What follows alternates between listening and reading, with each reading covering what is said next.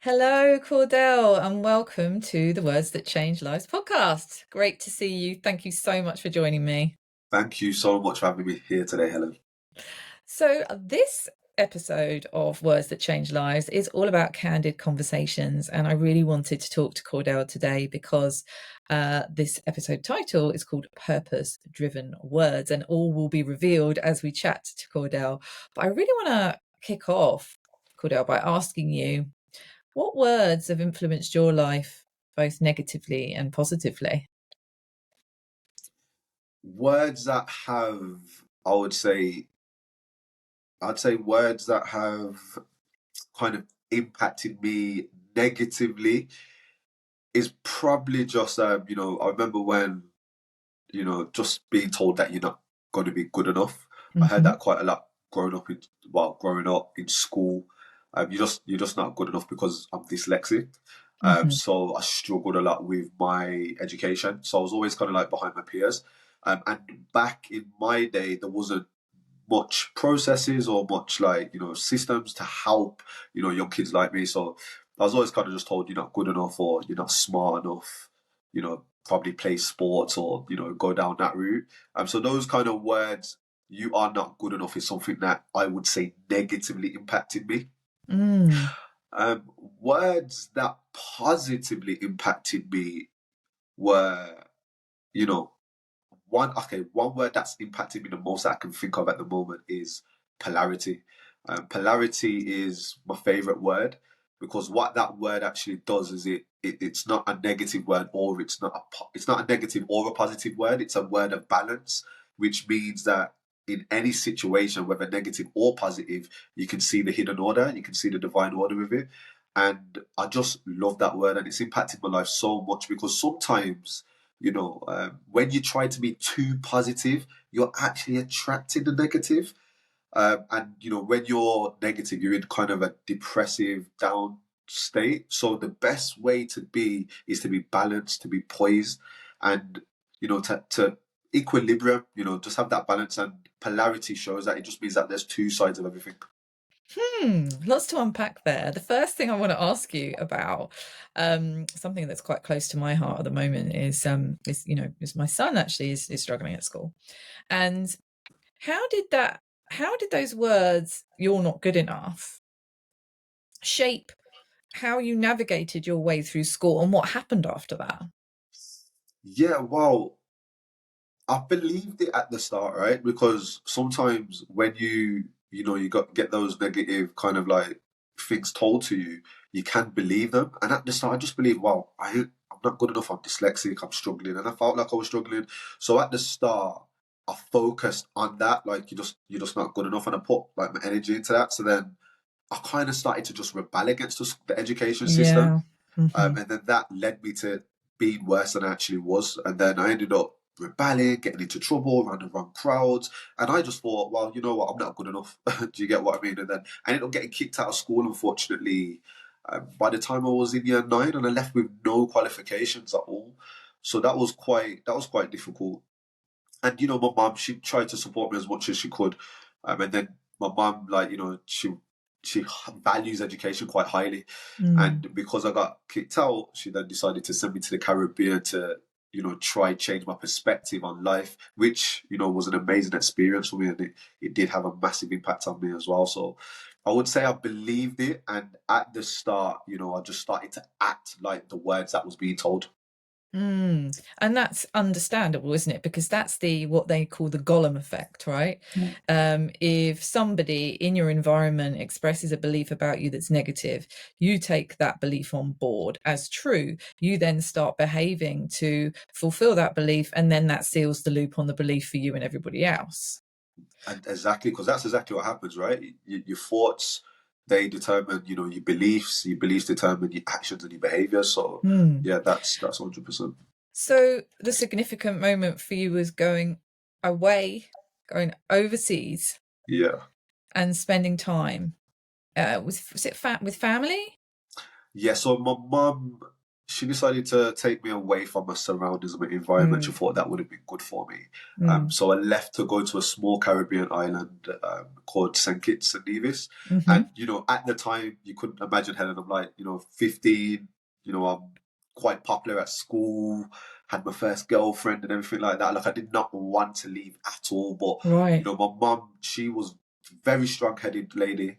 And, we ended up going. And whilst I was there, it was a massive culture shock because I seen people with not much still strive for everything that they had, and they right. had, like there was just no excuse over there. It was like, this is the route we're taking, and we have to achieve it, or else this is what we need to do to survive. And just seeing that and seeing everything that I actually had in the UK, or the opportunities, I just thought, you know what, when after I do my time here, when I get back, I'm really going to turn things around, and I'm not going to let nobody's opinions of me determine who I am or my reality. Because that's what we do most of the time. We take in other people's views and opinions of us, and we start to believe it. But you have to just bet on yourself and believe in yourself.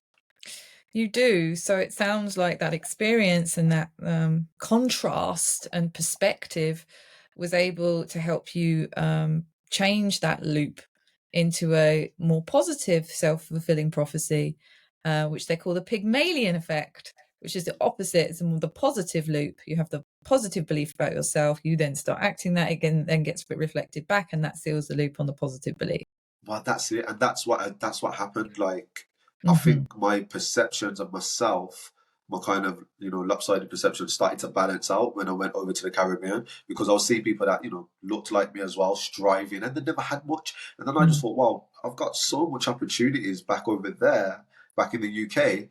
Why am I not just executing them? No, mm, like no matter what anyone says. And then mm, I was there for about a year and a half, and it really changed my life, the way I thought about myself. And yeah, then from there, I came back to the UK, started to read a lot of books. 16 years old, I was reading books like Think and Grow Rich, Rich Dad, Poor Dad, The Power of Now. And now I'm starting to understand, affirmative words and how important they are for, your mind and, your body, and the way you walk and talk and, believe about, how to be seen in the world. And yeah, that was a massive, massive change. mm. So let's go back to that word polarity, because I think quite a lot of people struggle to actually understand that, to sort of grasp exactly what that means. And you said that actually, if you think too positively, if you have positive self talk, if you use positive words, that can attract negativity. Yeah, yeah. Can So you, yeah, what explain that bit? Yeah, well, what I mean by that is, I think we've all done it. We've all got those affirmations, I am happy, I am healthy. And it works for a maybe a few days until you start feeling negative again. There's universal laws, and one of them is polarity. One of them is called the law of vibration, which means that the energy has to go up and down. And the law of polarity just means that everything has two sides. It's the yin and the yang. There Mm, can't be no peace without war. There can't be no good without bad. There can't be no up without down, no cold without hot. Like, you have to have two sides of everything. And when you think about pretty much everything around you, there's always two sides of it. Everything is pretty much, dual in nature. And I feel like when you think too positively and try to, deflect the negativity, mm. the universe will bring you back into balance, you know. Ah, okay. And it's kind of like, I'm sure you've had loads of situations, loads of good situations, and things are happening for you, and then all of a sudden you have this one situation that just brings you back down again. Yeah. Yeah, and we've all had that, and that's just the universe trying to bring you back into balance. But what you've got to do is, instead of being overly positive and living with these fantasies and these infatuations of things, or instead of living too negatively and living down in a pit and living depressed, the best way is to just be in the middle, in the center, where you can have a balanced mindset, and no matter what happens to you, what bad event happens to you, you can always find that hidden order, that the goodness in the bad. Mm, And I get you. when things are happening too good for you, it's also good to look at that and think, okay, what could be the other side of this? Me, Mm, achieving all these great things at the moment and everything going well. What could anything else? I'm just looking at things with a different scope and perspective, because when that bad thing does happen, you're not going to be too depressed about it. You're going to kind of be prepared in a sense. I really like that, because I think, we all strive for thinking positively, having positive beliefs, wanting to call in really positive things in our lives. And when things are going right in our lives, we want it to stay like that, but that's not reality. And life will always throw challenges and curveballs. The many things that are happening in the world, all around the world, and there's so many things happening in our lives that can throw us off. And so by understanding that, if we can come from a balanced perspective, and I'm thinking being okay with where we are, always having gratitude for where we are in any given moment, and working on feeling balanced in our emotions, and being resilient, and all of those sorts of things, then we can sit in the middle more and welcome the ups and be okay with the downs, right? Exactly that, and you hit the nail on the head where you said being grateful, having gratitude in every single moment, and there's always something to be grateful for. Always, it doesn't matter how bad it may seem. There's always something to be grateful for. Um, Mm. Mhm. Sometimes we get down about our boss talking badly to us, or being in traffic, but then on the other side of the world you got people in war, and it's like, well, when you weigh up yourself with those guys, like, do you have gratitude in your moment? And then even those people that are in the worst situations on the other side of the world, that are suffering with war and stuff like that, even they still have something to be positive Mm. for, Mhm. because there's somebody in an even worse situation. And it's not about comparison, it's No. just about understanding. And the more that you have gratitude in every single moment, the more that's where that's the highest form of human consciousness, Right. is gratitude. Right. Yeah. So I suggest everyone does daily gratitude, like a list. Every single morning I wake up, I have to write down 10 things that I'm grateful for. Mhm. Whether it's, waking up in the morning, whether it's being able to go outside into nature, whether it's for my family, just find what it is to be grateful for, because then what you're doing is you're literally, you're kind of creating neural pathways, and, you're changing your brain, because that is what I feel like we have to do as humans. Our brains are so old and they're so made for survival and to run away from things. We have to kind of change the way our brain works. And gratitude is one of the quickest and best ways for that to happen. Mm. Cordell, you talk, I see on your Instagram, and I know all the amazing things you do, and we can unpack that a little bit more, but helping people to unleash their voice. All right. What does that mean to you in terms of what you do and how you help people? So for me, helping people unleash their voices, just helping people, walk and talk in their truth, to share their stories, to impact other people. That is pretty much, you know, the nutshell, and the mission of what I'm doing. I want as many people in the world possible to share their truth, share their stories with others, to one, help themselves and help them heal, and for two, to help other people as well. Because that's what I've been able to do. I've been able to share my story, share things that I've gone through, my knowledges, my experiences with others, and in the process it's actually helped me heal from a lot of traumas that I had. And also I've been able to help so many other people and build a community of people that I don't want to say look up to me, because I don't want to put myself on a pedestal, because I'm not. I'm equal to everyone, but people that take on what I do to Mm. help change their own lives. Yeah. And I just believe that everyone has a story. Everyone that you see, the bus driver, the guy that serves you in the petrol station, we all have stories. And I always say that, your vibe will create your tribe. So Mm. me and you could be saying the exact same thing on the exact same stage, Helen, but one side of the crowd is more relatable to me, and the other side more relate to you, just because our stories are slightly different and our Sure. backgrounds.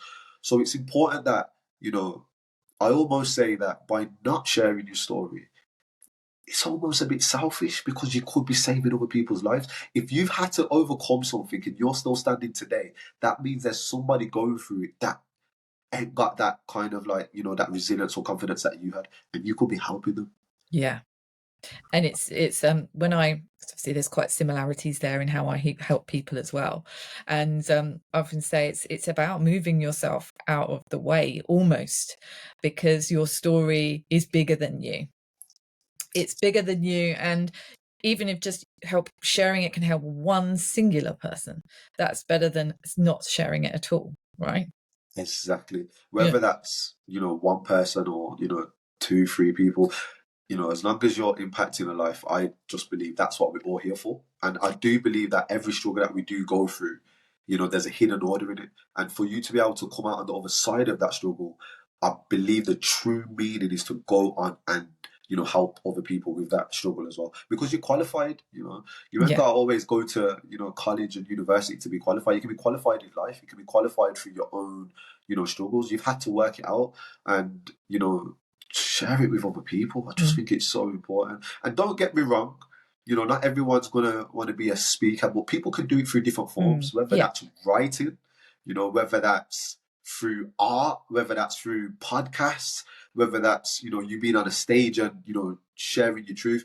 However that is, it just I think you should try your hardest to figure out the form you want to do it in and express it in the world. Yeah. So how do you do that with people out of interest in terms of your business? Just tell us a little bit about that in terms of what you do. Yeah, so I have a program. I do one-to-one coaching and group coaching, and it's all about helping aspiring speakers. So the people that come to me kind of already want to be speakers, but they just might not know how to. So they say that public speaking is the one of the number one feared things to do. Some people even say that it's a lot of people fear it more than death itself. They'd Mm, rather die than go up on a stage and freeze, for example. So I help people with the mindset of that, like how to kind of overcome those things. I believe there's a hidden science to kind of overcome your fear of public speaking. So I work on that with people, and then I help them unpack their stories and then repack it in a way where they mm, can, deliver it with impact and with presence on stage. mm, By creating frameworks of knowledge as well. So things that you've overcome. So it could be your 5-step framework to to entrepreneurship or to start a business. So we help people use their story, their wisdom, their knowledge to go out in the world, into their marketplace and become thought leaders, industry leaders, or just to, just help people on a one-to-one level. So yeah, I love it. I do love it. mm. And, I get a lot of joy from it. That's awesome. Obviously, huge similarities there and synergies in terms of the work we do. And the reason why I know you is because you spoke at TEDx Mosley, which was the Yeah. event that I was the curator and speaker coach for. And I will say, I wasn't able to watch your talk actually in the auditorium because I was shuffling people around or whatever it was I was doing, but I was watching it on the screen, and it was so moving, so incredibly inspiring and energizing. And the energy in the audience just went vroom. You could just tell. And I'd just love to touch on that talk for a little moment, because you spoke of some really key things in that talk. And so I'd love to know, just a synopsis of what that talk was about and what's happened since then for you. First of all, I want to just express my gratitude to you, Helen, because you helped me so much in that process. When I got my TEDx, obviously that's a dream for a lot of speakers. I say that's like the Oscars for like, speakers, right? That's like our Grammys, right? Being able to do a TEDx and to obviously be on a platform like that. So I want to express my gratitude because I was a bit panicky and you just, you helped me and you was like, no, don't worry, this is how we do it. And obviously I was able to watch your brilliant TEDx talk as well to get a lot of inspiration from. So my talk was it was regarding the 4 Ps of how to kind of like overcome trauma in a sense, and it was a great talk, and I would say that since then I think having been able to do a TEDx, it definitely helps you in your career. Soon as I say that, I've seen on TEDx, it definitely makes people want to book you for work as well. So I kind of like 10x my speaking engagements since then, Amazing. which was amazing. Um, a lot of people as well, especially with my coaching as well. Because a lot of people aim to want to get on the TEDx stage one day. So it's been able to help me, attract amazing clients that want to, share their impact and their voice as well. So yeah, it's just been great, and just for myself, it just makes me know every single day that I'm walking in my purpose, and I think that is the main thing.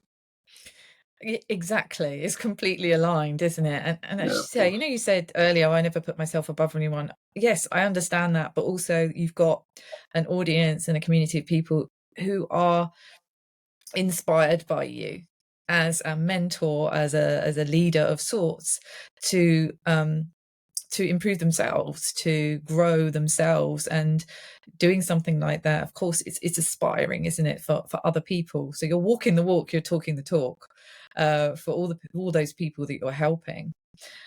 And I want to just understand a little bit more about your mission, because I know that you're quite clear on your things like this, just from speaking to you and getting to know you when you were doing the TEDx. What does that look like for you, your mission and what you want to achieve? So I've got two missions. And I know, like, the thing is with me, right? Like, I always say that people always say, "Oh, I wonder what my purpose is," right? And what they end up doing is they end up searching for a purpose that's not theirs. And what people tend to do is they subordinate to society's values. Mm, So whether that's, oh, I need to have a multi-million pound business, or I need to work, in a performing industry and get to the top. Like, your purpose is demonstrated through what you actually do on a day-to-day basis, and people never quite understand that. And I always say it's your values. What do you value? Your values are demonstrated in what you do daily. So if I was to ask you a few questions, such as what do you think about most of the time? And let's say you said fashion, right? Let's say, what do you spend most of your time doing? And he said, oh, actually, I spend a lot of my time searching online for clothes. I said, what do you talk to your friends about? You would say, we talk about styles, we talk about clothes quite a lot as well. What do you spend most of your money on beside your bills? You probably say, I spend a lot of money on clothes. Well, maybe then that is your purpose. Your values are high in fashion and styles, right? So now it's about turning that highest value, which is your purpose, into a way that you can monetize it into a career, right? And then you could think of 100 different ways of how you could probably monetize your love for fashion, right? So I always say to people, my mission is to help as many people on this planet possible, right? Find their purpose, find a way to monetize that purpose, and live every day within their purpose. So they live by design and not by default. hmm hmm Whew, let me say Oh that yeah, again. I'm feeling that. I'm Right? feeling that. And Yeah, the title of this podcast episode is Purpose-Driven Words, right? exactly, Um, exactly. as you're talking now, I'm just thinking of Elizabeth Gilbert keynote talk. I don't know if you know who she is. No, but Um, I'll she, definitely tell that one out. she's an author. She wrote Big Magic, and she's written quite a few books. She talks about a purpose-driven life and how some people, they lock onto their purpose early on, right? And they're tunnel visioned on it, and they go for it, and they grow their career through it. Whereas other people are more like hummingbirds, where they go from flower to flower, picking up nectar and accumulating their experience. They don't necessarily have that key thing that they can articulate or they can visualize straight away. Sometimes it can take time to do that, and sometimes it's a collection of things. What are your thoughts on that? It can definitely be a collection of things, but I would say the like there's a hierarchy of values, right? And I always say, your values go in order. Like mine right now is teaching, learning, and inspiring. All right, and then it's kind of like family, wealth as well. And people are like, oh, well, why is family so? Why is family down there? Why is family not at the top? However, though, it's still in my top five, and I speak and I inspire to leave legacy, to leave impact, to leave an impression on people, and also to be able to monetize that so I can look after my family too. All right. I just express it through my highest way. So I think it can be a collection of things, but if you was to be true to yourself, it's only going to be a couple of things. And don't get me wrong, your values can change over time. I do believe that. All right. Mine Like, have. yeah, of course it can change over time. You can, without, if you ain't got kids and then you end up having kids, you easily can just, your values can change to your family straight away, right? Yep. So I do believe that, that it can be a collection of things, but I would only say between 1 to 3 max. All right. If you're trying to do too many things, I just believe that you're just trying to be a jack of all trades and a master of none. And I do believe, mastery is the Yeah. best thing to do, right? Yeah. Start dabbling and start mastering, because that's really important. Because I find that a lot of problems within society, and there's obviously there's many issues and challenges, but a lot of problems actually stem from people feeling that they don't have purpose. Yeah, definitely. And when they don't have that, that can have a huge impact on many things. But when they do lock into purpose, it's motivating, it's energizing.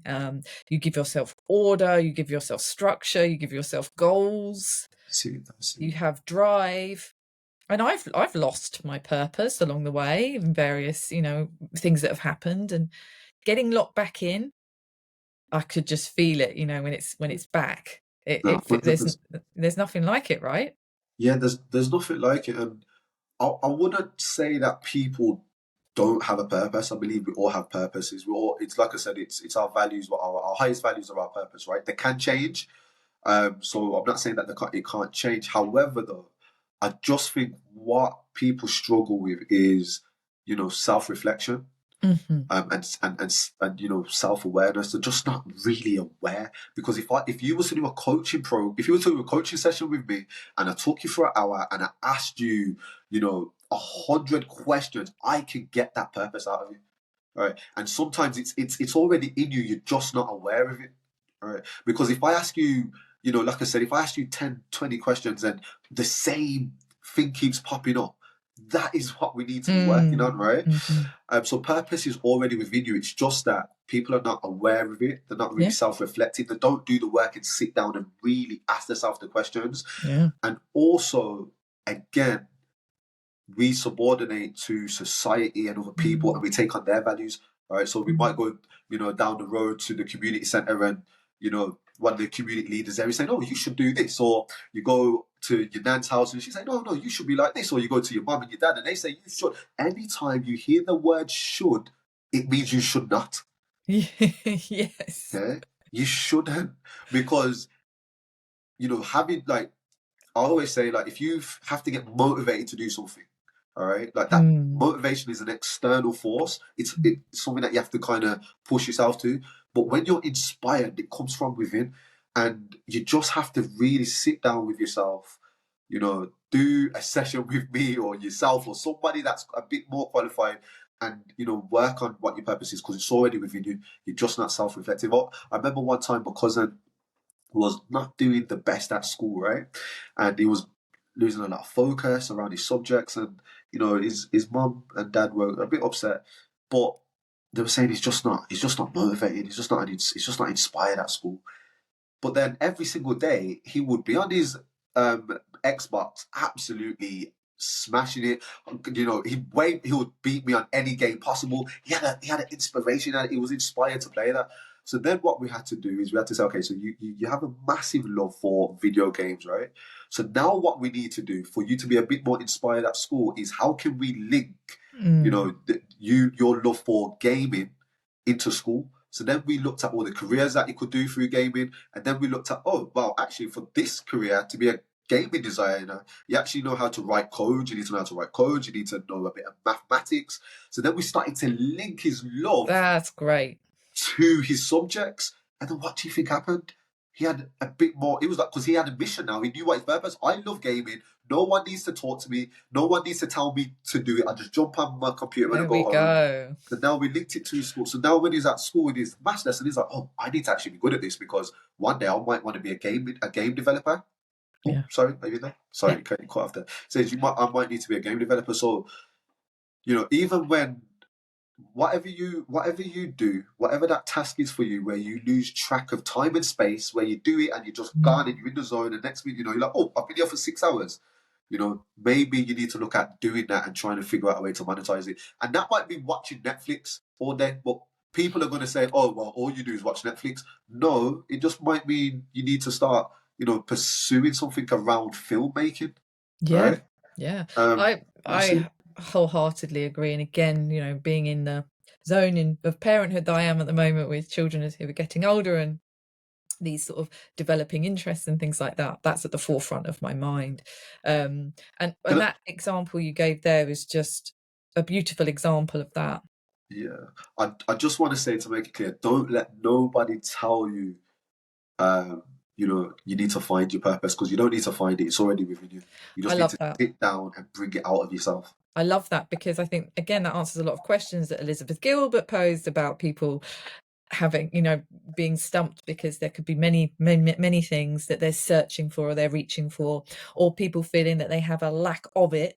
Though it's there, it just Yeah. needs to be tapped into. Tapped into and taken out. Just be a bit more self-aware. You Yeah. see, be going to school and going through education and stuff like that. Not that, I don't want to criticize it, but they don't really teach you how to think. No. All right, they don't teach you how to think. They don't teach you how to be reflective. They don't teach you any of the skills to, reach high potential as a human. They just teach you, this is wrong, this is right, and it's just very Mm. plain black and white. And I think that is what we are programmed to. So this is why a lot of people struggle. I've had to do the work. I've had to unlearn to relearn, and it's been a long journey. But right now, I am so inspired and fulfilled with life that, I'm just so glad that I've done the work. And everyone finds it when they need to. But, if you're listening to this podcast and you're listening to your shows and, you tapped into Helen's network, you are going to start to think, oh, you're going to start to ask yourself those questions. And however it comes to you, just, be aware of the signs. I really appreciate you sharing that, Cordell, because I think it's so important for many people, and that's a really good way to close off this candid conversation around purpose driven words. But before I let you go today, I'm asking all of my guests the same question to finish off, and that is, what specific words, it could be a quote, could be a saying, could be a piece of advice, have changed your life, in terms of maybe something someone said or a quote, something like that. I'd say one quote that really changed my mindset and changed my life. I'm not 100% who it's from again, Mm-hmm. but it's, don't be a victim of your past, be a master of your destiny. Mm-hmm. Mm-hmm. Something around those words. I'm not 100% sure if I got it fully right, but don't be a victim of your past, be a master of your destiny. And that's really important, because what we tend to do as human beings is we we go through things and we don't really work on them. So what we end up doing is we end up carrying that emotional baggage through life, and because we don't work on traumas of the past, what we end up doing is being a victim of the past. Mm-hmm. And what that actually does is you end up resenting the past, and then you end up fearing the future. So you're never really truly in the present with gratitude. So it's really important to unpack those things, and because all we do when we have trauma is, what we tend to do is stack up loads of disadvantages. Sorry, what we tend to do is we go through trauma, we end up stacking loads of disadvantages. But to balance that out, it's really important to look at the hidden order of how that served you, and start stacking up the advantages, so we can balance out those situations, so we can actually move forward and be present in the moment as well. I love that, and it couldn't be more apt for your story, your journey, and how there could have been moments where the past could have done that, but you absolutely have not done that. As you say, you've unlearned to relearn, you've completely changed the script, and you're achieving so many incredible things now. Please do go check out Cordell and all the incredible things he's doing, because he hasn't mentioned many of the incredible things he's doing. Also go check out his TEDx talk as well on YouTube, because that's one to watch. And what do you think about this? How do you feel about purpose? I'd love you to come in on this conversation. Please do share your thoughts online with the Words That Change Lives hashtag, or email me at hello@helenpackham.com and let me know what you think. And I'll look forward to the next episode where we talk more about words that change lives.